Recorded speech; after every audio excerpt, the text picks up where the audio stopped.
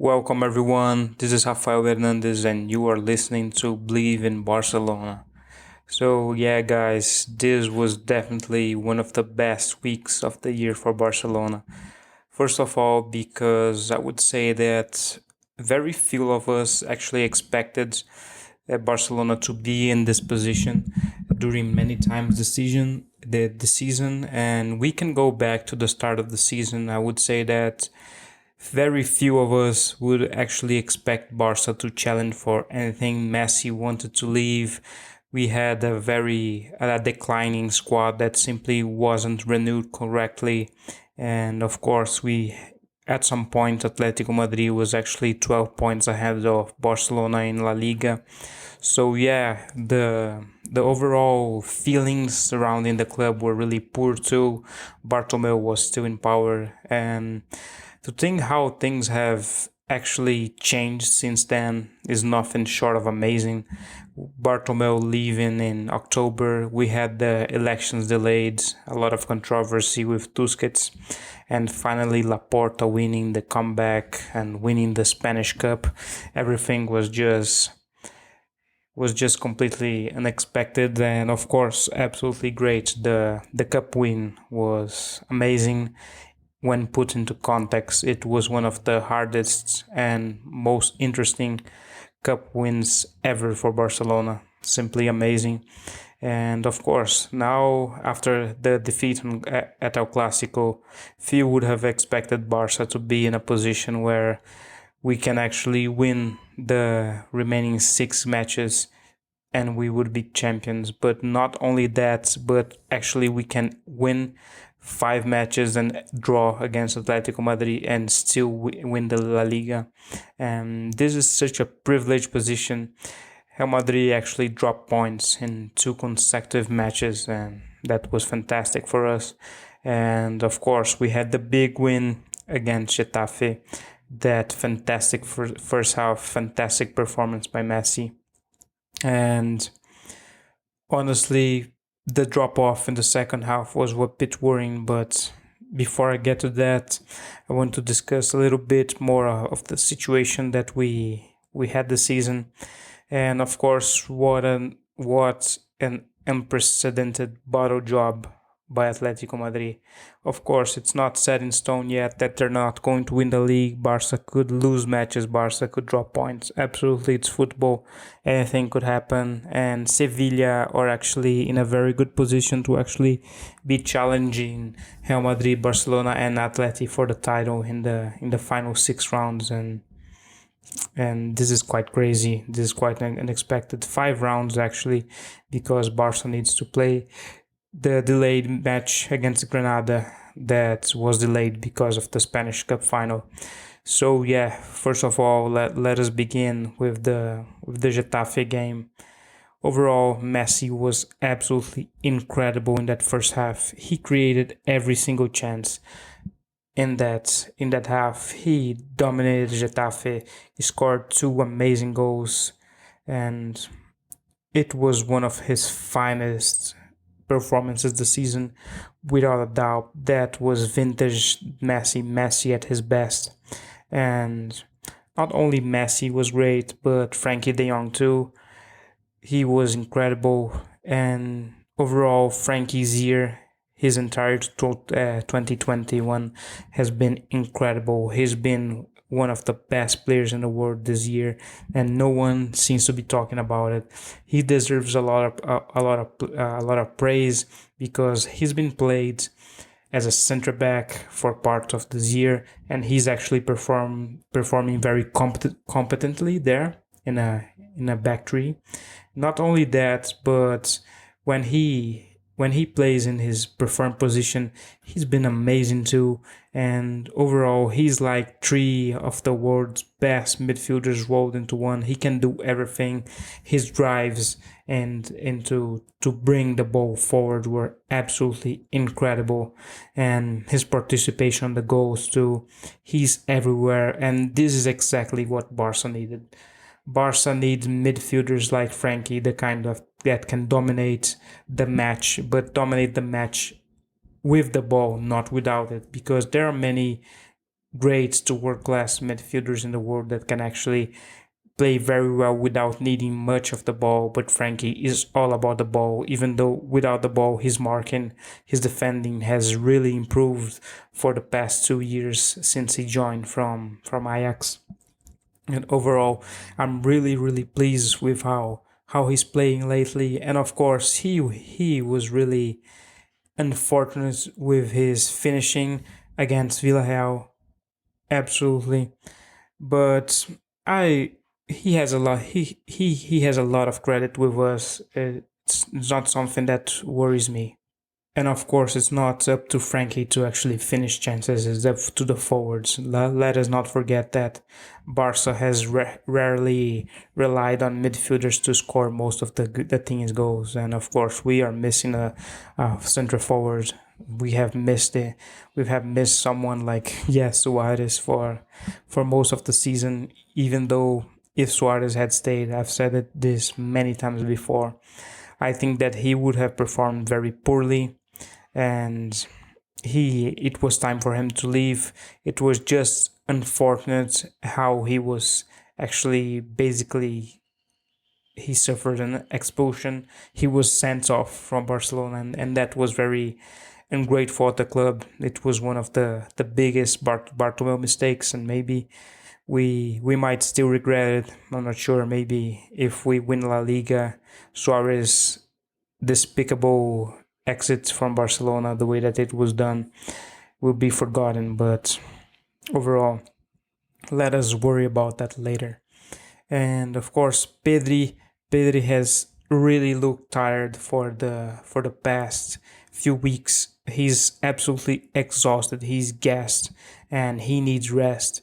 It was really welcome to see Pedri actually rested against Villarreal for the second half.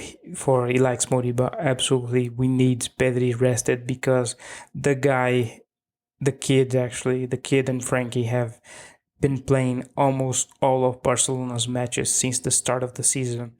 It's not easy physically for the players, let alone for a young player like him.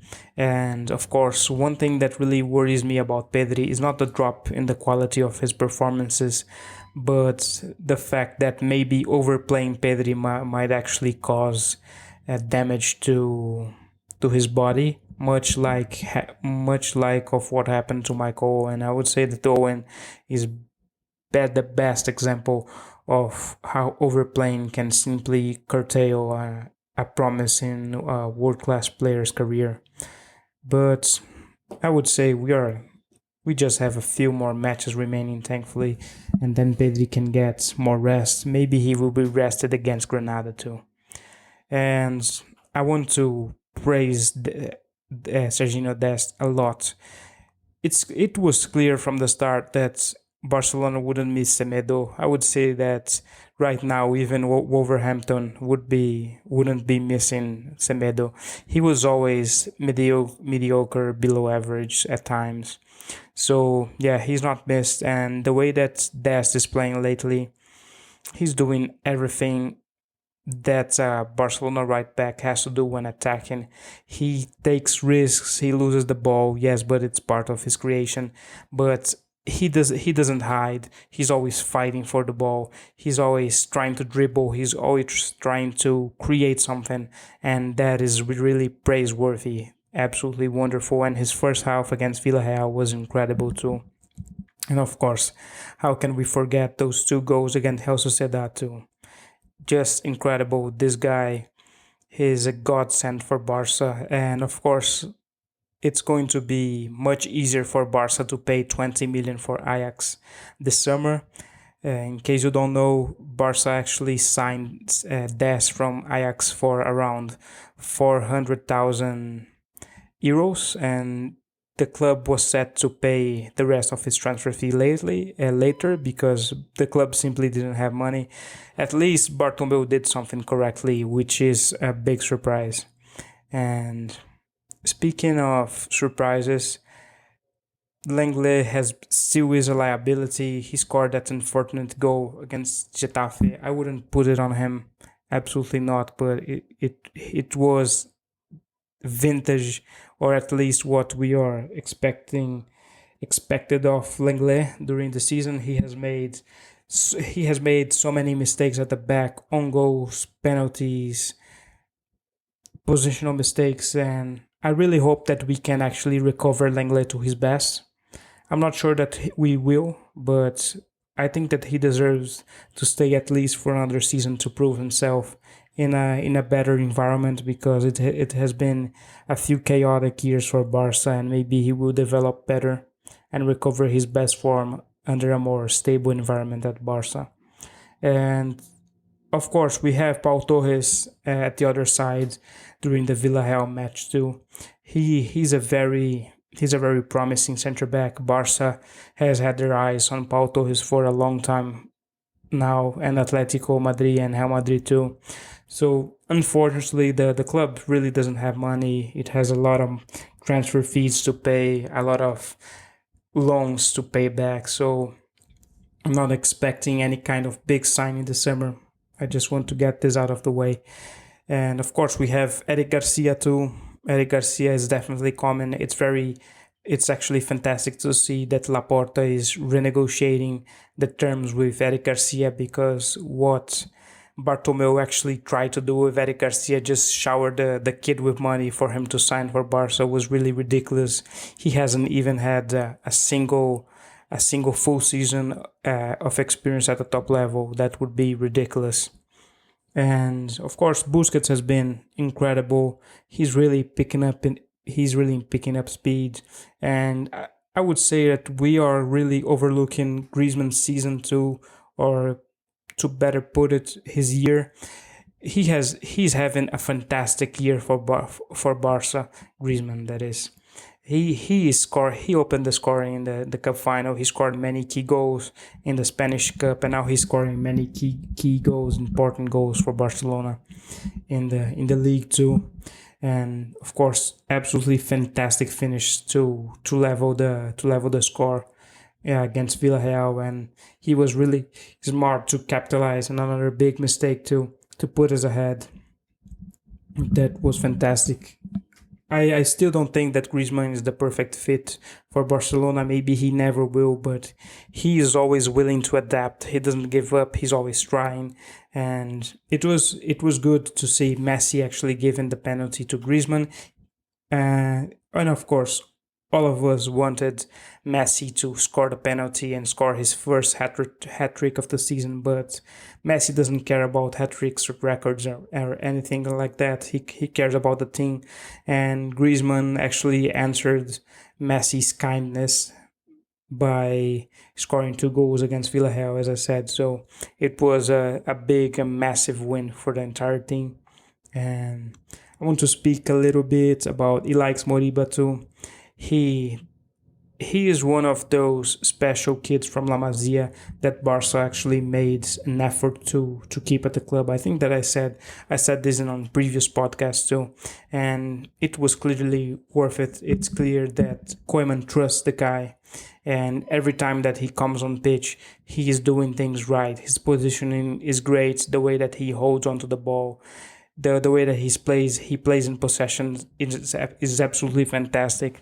And it was really interesting to see that Ilaix was actually covering Jordi Alba at times during the second half against Villarreal. Alba has a tendency to go forward and simply forget to defend, and Ilaix was there in his position covering, and this was really smart for a kid of his age. And little by little, I am starting to get convinced that players like Pedri, Moriba, and Mingueza, Araujo, they definitely have a place for the future of Barcelona. They all proved it. They're all proving themselves in the hardest conditions possible. This was set to be a calamitous season for Barca, and the kids are stepping up. This is just fantastic to see the kid showing a lot of character. And I already praised Mingueza in the previous podcast episodes, but I want to do it again. He is doing things right all the time, and that assist for Griezmann to level the score against Villarreal, absolutely incredible. The guy has a lot of character. Maybe I really don't like to make this comparison, but maybe we have someone like Puyol, someone that is going to be similar to Puyol in our hands, because Puyol was always a technically he was gifted. He was always a solid player, absolutely, but he was never, I would say, technically he was never a perfect center back, and he made up by never giving up his mentality, his effort, his will, and I see a lot of that in Minguez, and it really excites me. And yeah, I want to go back to and say that I didn't believe in Mingueza when he started playing. I thought that he was just going to be some La Masia player that we are going to even forget in a few years, and I'm glad that I was proven wrong. Absolutely. But overall, guys, I would say it's been a really pleasant week for Barca. Now that the league is in our reach, we can actually do this. We could actually finish the season actually winning the double, and that is unthinkable. That is miraculous, to say the least. And everything is in our hands. We have the Granada match in midweek, and then things start to get tougher. You have Valencia away and Atletico at home, and then Celta and Levante too. So all of these matches are really winnable. Can we win them all? Yes, I'm confident, and of course we have Messi, and with Messi everything is easier, everything is possible, and the form and the confidence of the thing after the Spanish Cup win has really taken a turn for the better too. So overall, I'm really happy with that, and we can absolutely end up with the double. And once again, this is really shocking to say. And by the way, I really apologize. I think that by now you have heard my dog barking on the background, and I really tried to lock him up, but his barking is just too loud, guys. Sorry. So this is what you get from me on the league campaign and all of that. Uh, and before I go, I want to also comment a little bit about the Super League. In case you don't know, I was really vocal on Twitter on how I was in favor of it. And before you lose, before you actually get mad with me, just listen to it a little bit so I can explain my reasons.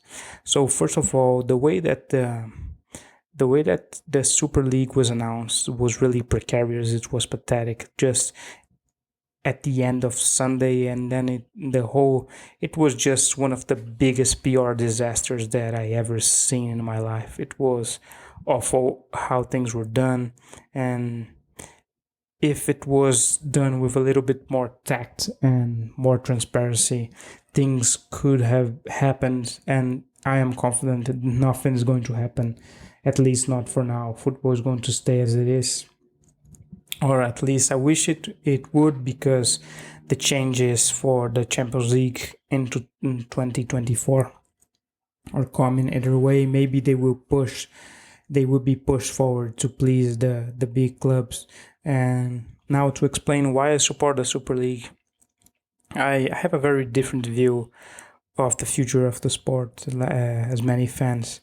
First of all, because I think that football isn't about the fans anymore. It's been a few decades already. And of course, fans are important. They should be the most important thing in football. Yes, absolutely. I will always agree with that. But it's not that simple anymore, because after the Bosman ruling and the rebranding of the English Division 1 to the Premier League, and the involvement of Sky in the TV rights for the Premier League and everything, it really changed the landscape of football. And now what we are seeing with the rise of the internet, and now of course the massification of social media too, everyone has a phone on their pockets, everyone has profiles on social media.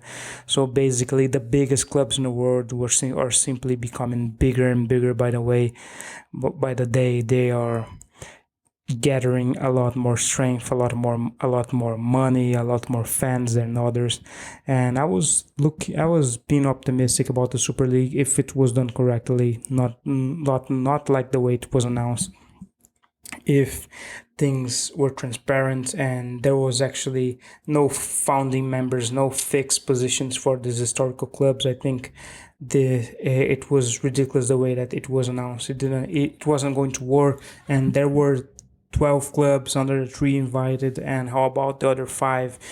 Things just didn't make sense. It was all very poorly explained, and this was going to be a midweek competition. It wasn't going to end the leagues. Yet, if you ask many people about it, many were actually thinking that the leagues were going to end and we were just going to have a competition all year of the same clubs, and absolutely that would have been catastrophic. And I can understand why people who misinterpreted things. It was the fault of the organizers of the Super League. This is on Florentino Perez, on Agnelli, and all the others involved. It was just really poorly executed. It was an embarrassment. So getting back to things, I would say that the super clubs and the lack of equality between the richest and the poorest is getting wider, not only in football but in football and in the world as a whole. I mean, I'm sure we have never had so many billionaires in the world, and we are seeing this in football too, because Real Madrid, Barca, and Manchester United, Liverpool, and by other clubs. They are the billionaires of the football world, and then we have some millionaires. Yes, absolutely. Clubs like Leicester are a good example of that, but and Everton too. But they have a lot less money, a lot less pull, and this will only get worse. I would say that maybe in 10 years we are just going to have always the same results in most of the leagues, like in the in Serie A in Italy, in the Bundesliga. It is already happening, and we already see it in France, unless PSG actually managed to bottle another league title. So overall, I think that this could have been a chance for the biggest clubs in the world to actually have a league for themselves midweek, compete in their country leagues, and do not participate in the cups. I would say leave the cups for the smaller clubs. And basically, I would say that it would drive more interest to football as a whole, because okay, most of the superficial football fans, because not everyone that is a football fan is simply a diehard fan, right? So most of the casual football fans or the occasional watchers are just going to tune in for the Super League. They always do it, and they already do it. They only focus on the big clashes in the Premier League and the big semifinals and final, and sometimes quarterfinals in the Champions League. That wasn't going to change. So maybe a system that would actually could support the lesser clubs. But overall, this is just a talk for another day. Maybe dedicate a full podcast episode to actually explain my reasoning. But to put things simple, I am just of the mind that football is already far gone. We already have the clubs with too much money concentrated on their hands, and the inequality is just going to get worse. So maybe it would be good if we could actually separate these clubs. One thing is for sure, guys, we need solutions, changes to the game. And of course, ideally, I'm not in favor of a Super League. I would say a Super League is what I see as the most feasible, but it's not the best decision. In my opinion, I would actually implement a limit to transfer fees, a limit to salaries, a limit to agent fees, and a limit to spending overall, and maybe even make the clubs actually they have to give away part of their profits to grassroots football in their countries. This is always welcome, to actually invest in academies and raising more footballers. So we could get to the point where someday we could actually see 5 to 8 really strong teams on each league, We already have six strong things in clubs in England, and maybe I would have liked to see this in another leagues, but this is really unlikely. But one thing is for certain: drastic change is coming to football in the next decade, and I'm afraid there is nothing we can do to stop it, because the people that push the Super League, they're going to learn and they're going to try to implement it again. So this is what you're getting from me today, guys. Always a pleasure to be recording this podcast. I'm a day late, but I just couldn't record it yesterday. So take care, my friends. See you on social media, and fingers crossed that Barca ends up lifting the double.